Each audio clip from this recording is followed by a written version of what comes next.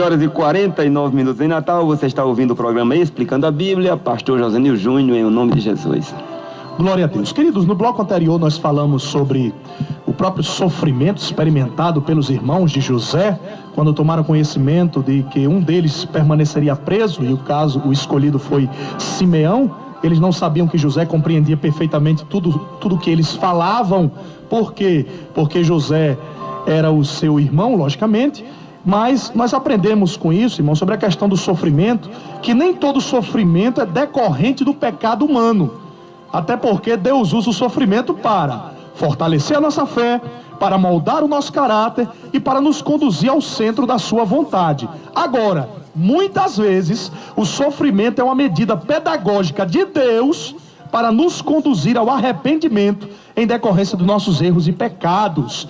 Então, muitas vezes nós somos atingidos, irmãos, pelas consequências do pecado e sofremos por isso. Foi o que aconteceu com os irmãos de José. De que se queixa, pois, o homem vivente? Queixe-se de seus próprios pecados. Foi o que Jeremias disse no livro de Lamentações, capítulo 3, versículo 40. Então, a partir do versículo número 25, nós vamos ver, queridos irmãos, que depois que os irmãos de José retornaram à terra de Canaã, naquele contexto, um dos irmãos de José, o texto não diz quem ele era, encontra, irmãos, quando abre o saco para dar comida ao seu animal, o dinheiro que ele tinha levado até o Egito para comprar mantimentos. Então o texto nos diz o seguinte: e abrindo um deles o seu saco para dar pasto ao seu jumento na estalagem, viu o seu dinheiro, porque eis que estava na boca do seu saco, e disse a seus irmãos: devolveram meu dinheiro e ele também aqui no saco.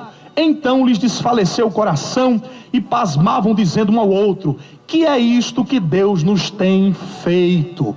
Eu acredito, irmãos, que aqueles já estavam quebrantados, viu? Já estavam com o coração quebrantado, entendendo que estavam sendo punidos pelos erros que cometeram no passado, quando, primeiro, lançaram seu irmão na cisterna, segundo, venderam a uma caravana de ismaelitas. Eles entenderam muito bem isso. Então, tudo que ocorreu nesse contexto, irmãos, em conexão com a viagem deles para o Egito, parecia despertar as suas consciências de que Deus estava julgando cada um deles pelos pecados cometidos no passado. Então você pode aprender, em nome de Jesus, que nós nunca, irmãos, podemos cometer um pecado e achar que não vamos encará-lo novamente. Todo pecado tem as suas consequências. Por isso precisamos nos arrepender pelo pecado, porque assim, irmãos, glória a Deus, nós poderemos viver tranquilamente, sem ter esta culpa dominando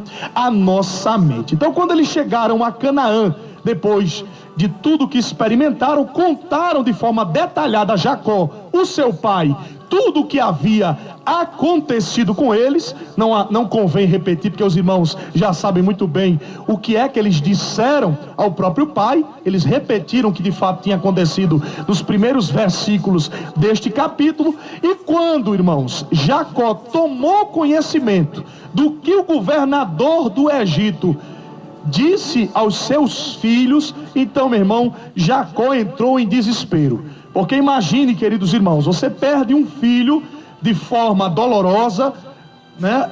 Ou seja, de forma catastrófica, um filho que tinha sido morto por um animal selvagem, pelo menos na mente do velho Jacó, e de uma hora para outra ele imaginar que ele poderia agora perder o seu filho mais moço. Então, o que se passa na mente do próprio Jacó, como patriarca, como chefe daquela família? E nós vamos ver, irmãos, a declaração do próprio Jacó, quando ele disse: tende-me desfilhado, José já não existe, e Simeão não está aqui, e agora levareis a Benjamim. Todas estas coisas vieram sobre mim.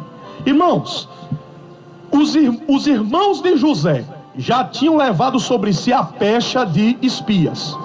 Agora, depois que acharam na boca de cada um dos sacos uma trouxinha com dinheiro, eles imaginaram: éramos espias, agora seremos reconhecidos como ladrões, né? Então nosso quadro vai, aleluia, se agravar. Vai ser difícil a nossa situação perante o governador do Egito. Todos ficaram temerosos, todos ficaram pasmados, e é nesse momento que Jacó traz essa declaração, fala isso que eu acabei de mencionar, e nós vamos ver, queridos irmãos, nos 2 últimos versículos do texto, que Rúben, o primogênito, que se sentia culpado pelo que tinha acontecido com José, declara: mata os meus 2 filhos, se tu não tornar a trazer, dá-mo em minha mão, e tu tornarei a trazer. Agora, é interessante nós observarmos o seguinte: Rúben tinha cometido um grave pecado ao deitar-se com a concubina do seu pai Bila. Simeão e Levi, o segundo e o terceiro filhos, tinham assassinado a população de uma cidade, dizimado a população de uma cidade. A família de Judá era tão má, irmãos, que os 2 filhos mais velhos tinham morrido em sua juventude devido à sua impiedade. Os irmãos devem se lembrar disso. José trazia mais notícias dos filhos de Bila e Zilpa para Jacó. Então você pode ver que não era uma família tão ajustada assim. Então Jacó não tinha motivos para confiar nos seus filhos, principalmente em Rúben.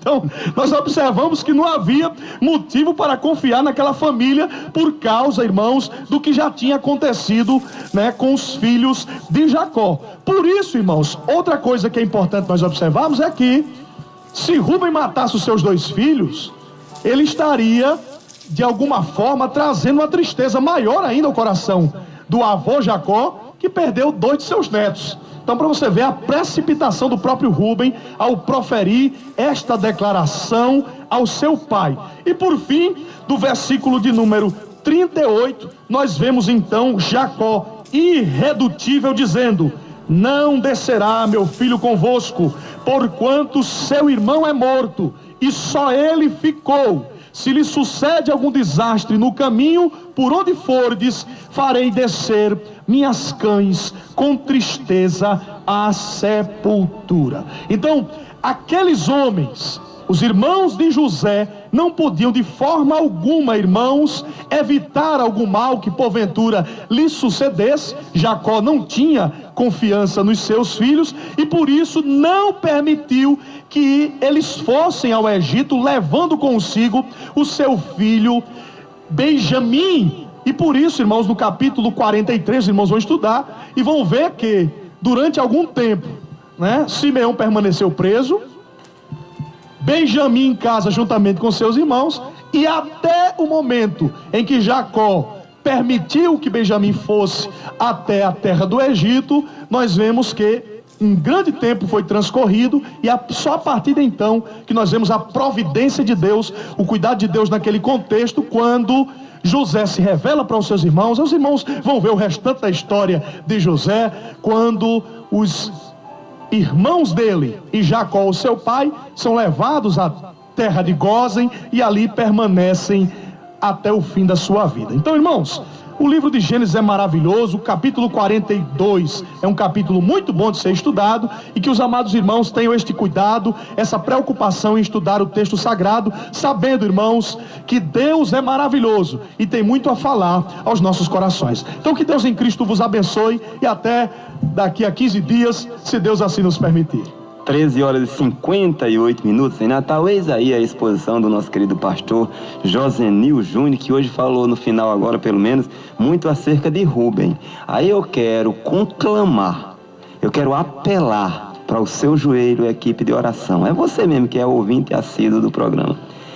Coloquem aí o propósito de trazer o nosso querido pastor. Não é o Rúben de Jacó, não, é o Rúben Varela, nosso querido pastor Rúben Varela, para ele pelo menos 2 vezes na próxima semana aqui, dentro da sua disponibilidade, vindo ajudar. Não seria uma boa, pastor Josenil? Glória a Deus. É um querido amado irmão, um querido amigo, e também Deus tem prendado ele com uma boa oratória e conhecimento bíblico daqueles dos mais refinados, né? Então o pastor Rúben, ele não está na audiência não, você também não diga a ele não, viu, meu irmão? Você que está na audiência aí, deixa que eu vou ligar para ele de surpresa, eu não quero que ele saiba. Por isso que eu estou mantendo esse segredo entre nós. Oremos então, pastor Josenil, a nossa gratidão em nome de Jesus por tua vida, pelo teu esforço e também pelo que tem representado para a igreja e para o programa e a rádio, em nome de Jesus, tá certo?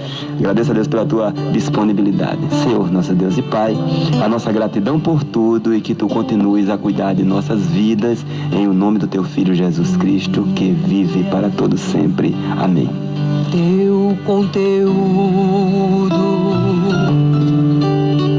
Você acabou de ouvir o programa Explicando a Bíblia com o irmão Gilvan Silva. Bíblia, teu conteúdo.